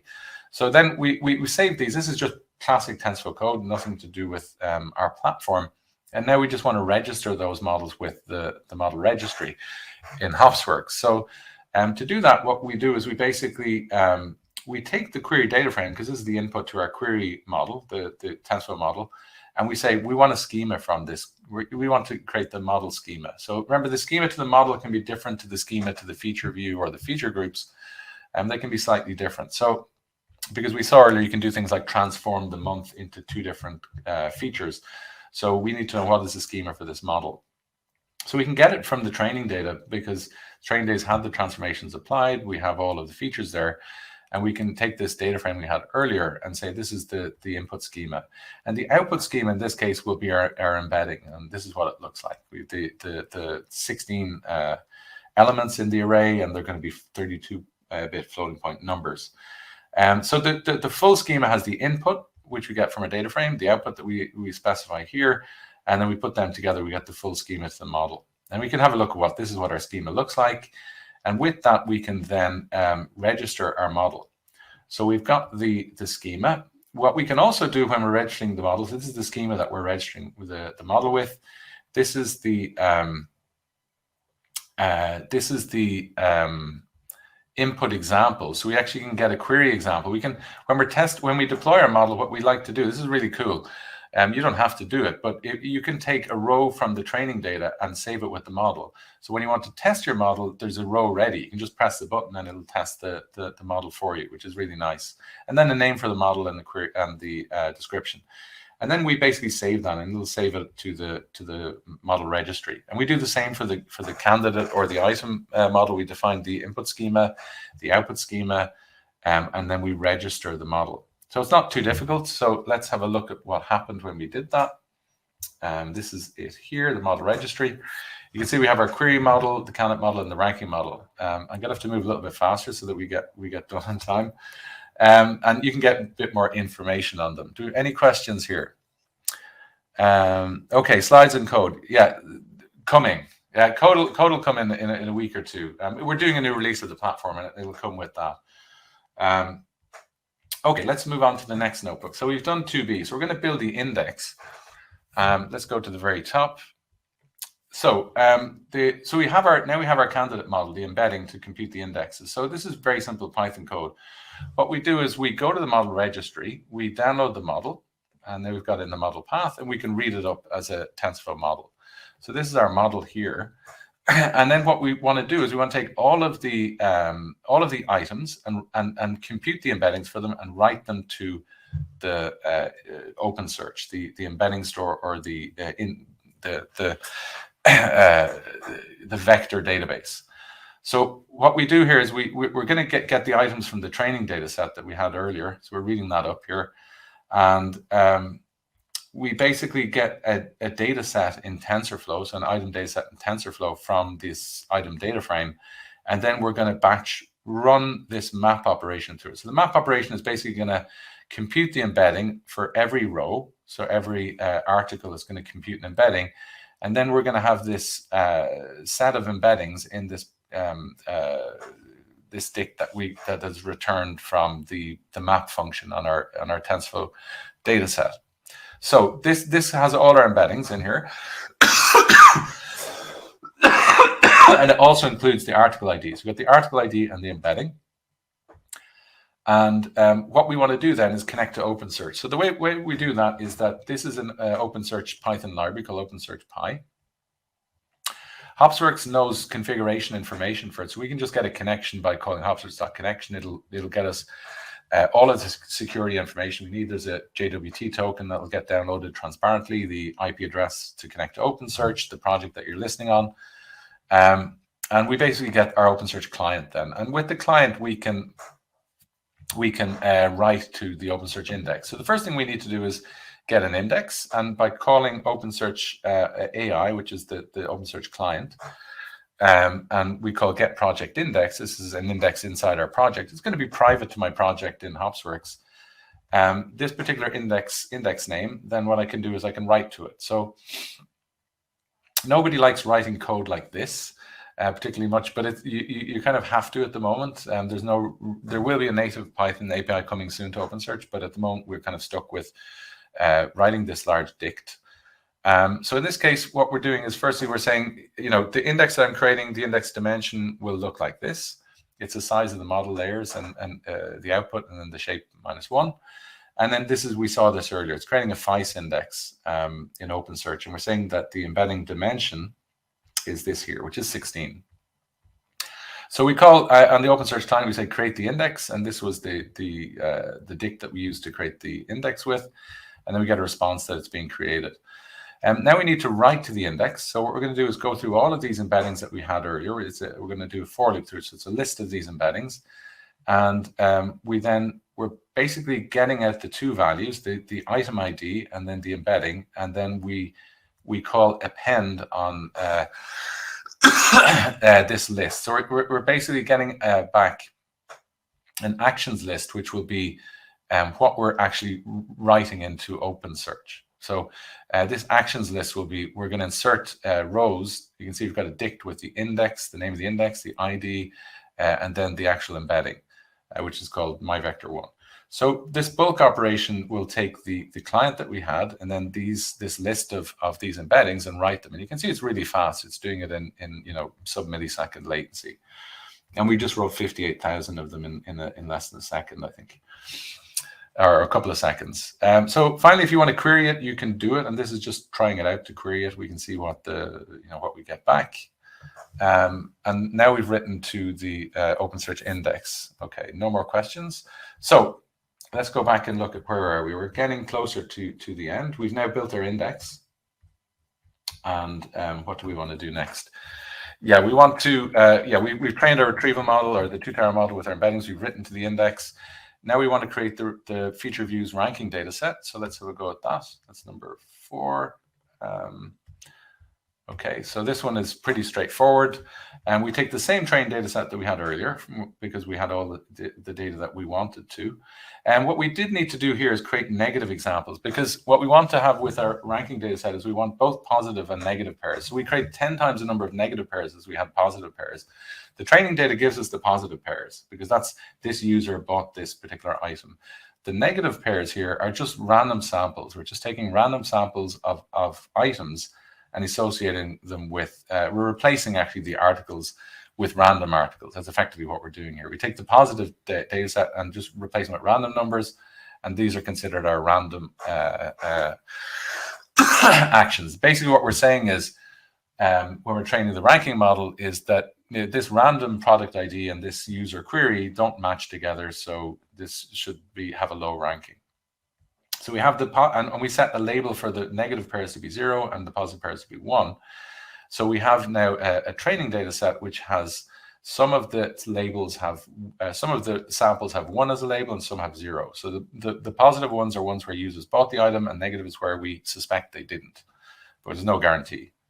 Okay, so what we do then is we're going to add a couple more features in here to this ranking model, and then we're going to train the model. So let's have a look. Do we get out training it?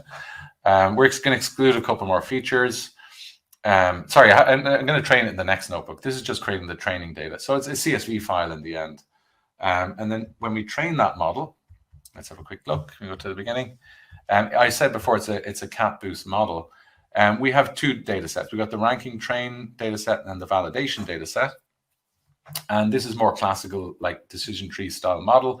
We'll have our data frame of the features and our data frame with the labels for training. And similarly, we'll have our data frame with features and labels for testing or validation. And they look like the following. You can see that we have more features in here than we use for retrieval, because in ranking, we maybe want to use more features. We want to get better results by reordering them based on the features of the articles and users that maybe we didn't use when we were retrieving. So the cat boost model is very straightforward. It's basically taking all of these features and as a pandas data frame, and we have our training and our labels, our features and our labels, and we basically then fit the model. And that's what we're doing here. And you can see it trains a model. It's not particularly great in terms of the output, but the model that we get out, this is our model here.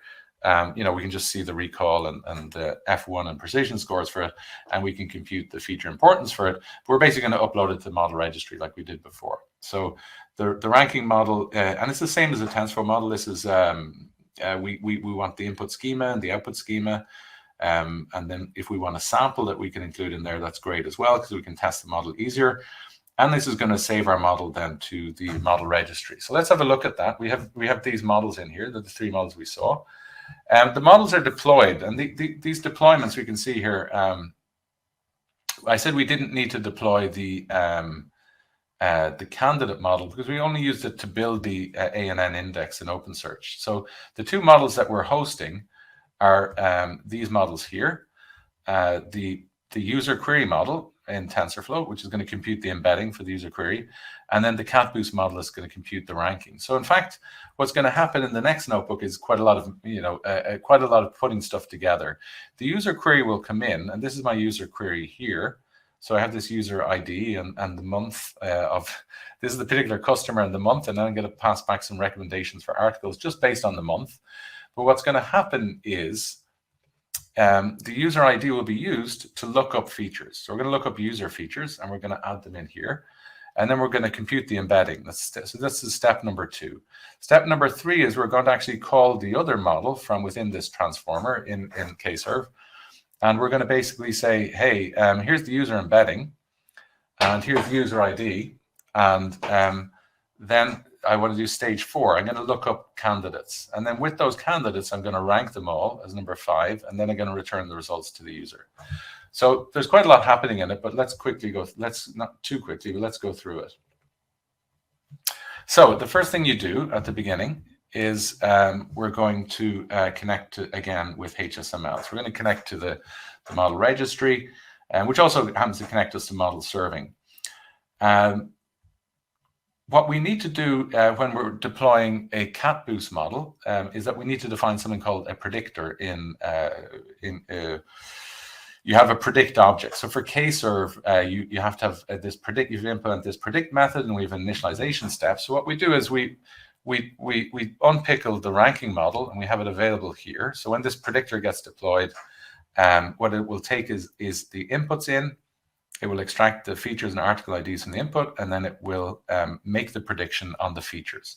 And the scores that we get back, it's going to return those scores along with the article IDs. Because what we want to get back from the prediction is we want to get back this article had this particular score. So that's why we extract the articles IDs separately from the scores, so we can return the two of them together. You'll know what score each article had. So in TensorFlow, in K-serve, we have both the predictor and the transformer.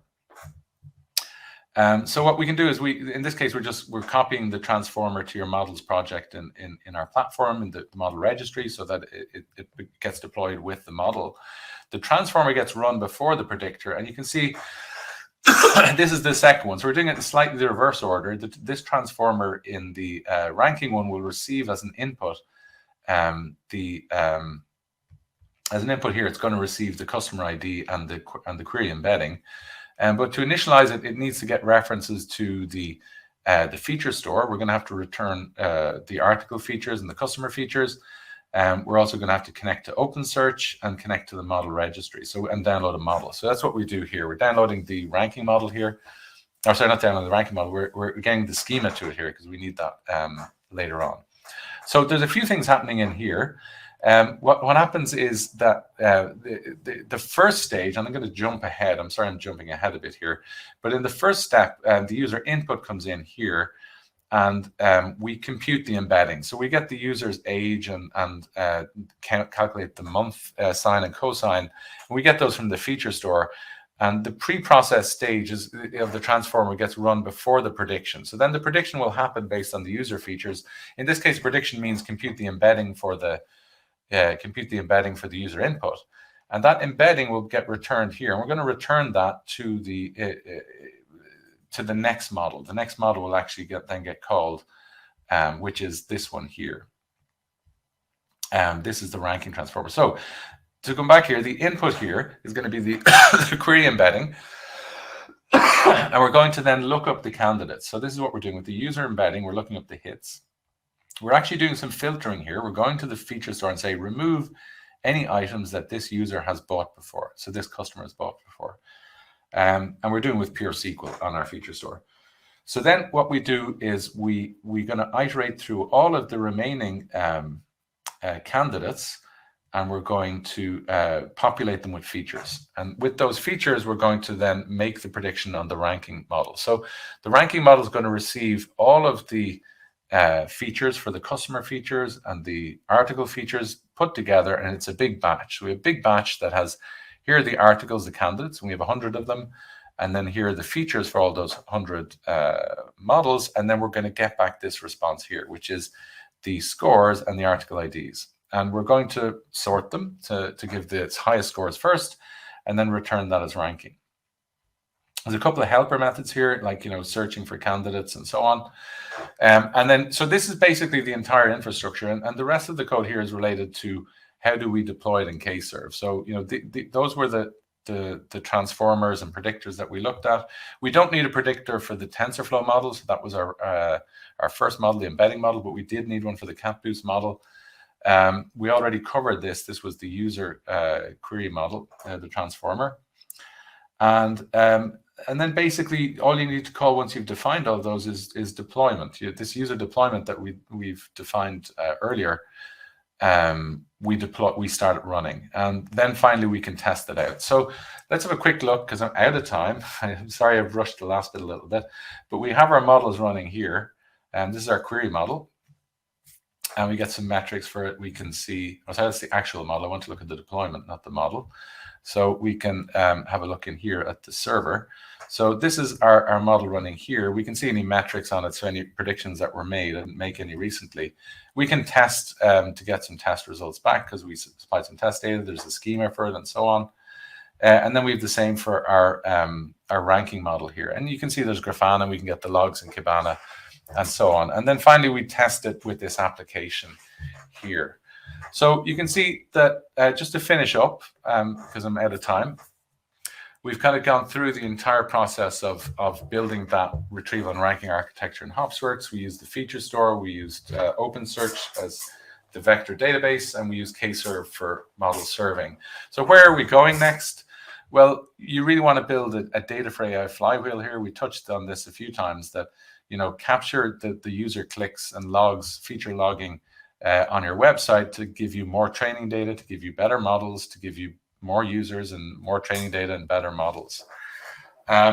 What some people are doing, and we've seen this at Instagram, is can we take all of the steps we went through and write a domain-specific language for it? And that can democratize, the development of these recommendation systems amongst more and more developers. So that's a really interesting trend that we may see in the near future. So that's I'm Jim Dowling. I'm from Hopsworks. I'm based in Stockholm, but we have offices around the world. I mentioned already that the slides I can make available. If you go to Twitter, I'll post them on Twitter after this on SlideShare. But the actual code will be available in a couple of weeks, and I'm sure the video will be available soon as well. Thanks everyone for listening. I have a couple of questions before I finish. Can we support rankings of features behind the feature store implementation to streamline the interface? I'm not sure if I really get that. Essentially, OpenSearch could be behind the feature store. Yeah, you can of course add additional attributes in OpenSearch and have your features there, but it's really only suitable for static features. So you can't update as frequently in OpenSearch as you can in the feature store. So if you're only using static features, potentially you can use OpenSearch as your feature store for that. But if you want to have features that are fresh and updated, then you need a feature store. There's streaming update support in OpenSearch, says Slava, and I'm sure there is. Okay, thanks. Thank you everyone for listening, and good luck with the rest of the event, and have a great rest of your day.